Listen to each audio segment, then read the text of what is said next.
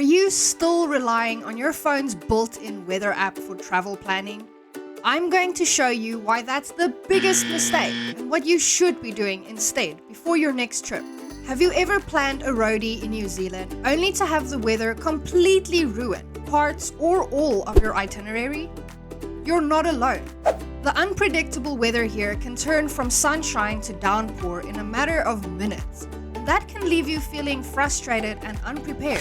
The New Zealand Herald released an article on 1 January 2025 that uncovers the root cause of why I've had to travel to a location 6 times for a hike I was very excited to explore, only to be disappointed by rain 5 out of those 6 times, all while my weather app was actively telling me it's cloudless and sunny. Lies.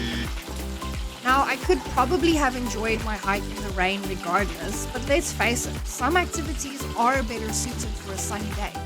I mean, who would want to spend their day at the beach in a thunderstorm instead of some summer sun? This article describes the owner of a water park feeling victimized by the weather apps, more specifically the iPhone weather app. The Kiwi woman said that this app would consistently report temperatures as much as 5 degrees Celsius colder than what they really were. This might not seem like much, but in New Zealand, 5 degrees Celsius is the difference between deciding to go to the beach versus deciding to sticking to an indoor activity instead. So you can imagine how this affected her business as a fun, outdoor summer activity. She stated that the weather app was currently reporting her location was at 18 degrees Celsius and that it was raining. However, a quick look up at the sky would soon enlighten you to the fact that it was actually 25 degrees and just a bit cloudy but quite sunny and warm. A weather forecaster admitted that this was a known issue and stated that iPhone, Samsung, and Google get their weather data from an international company. They get this data from satellites and observations. However, those countries overseas have more local data to use, which makes it more accurate.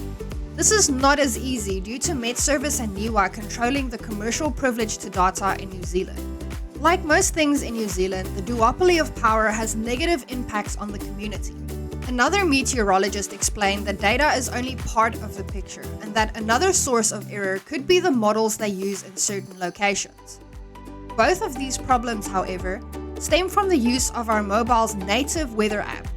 So what can we do about this?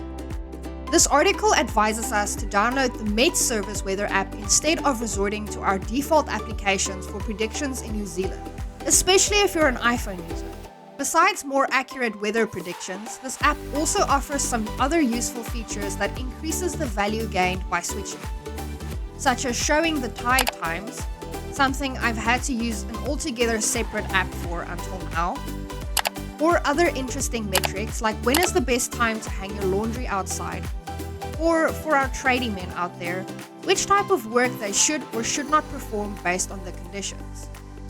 It will also give you information on any of Metservice's weather warnings or weather watch alerts, meaning you don't have to constantly check their Facebook page for updates. My personal favorite is them breaking away from the percentage rain metric, which most people understand to mean that there's this percentage of chance for rain, when it actually means that there's this percentage of the region that will likely experience rain.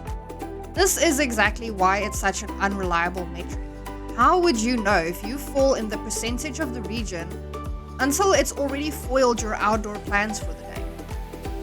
On the Metservice app, this metric is now called the percentage humidity, which in my opinion is much more useful.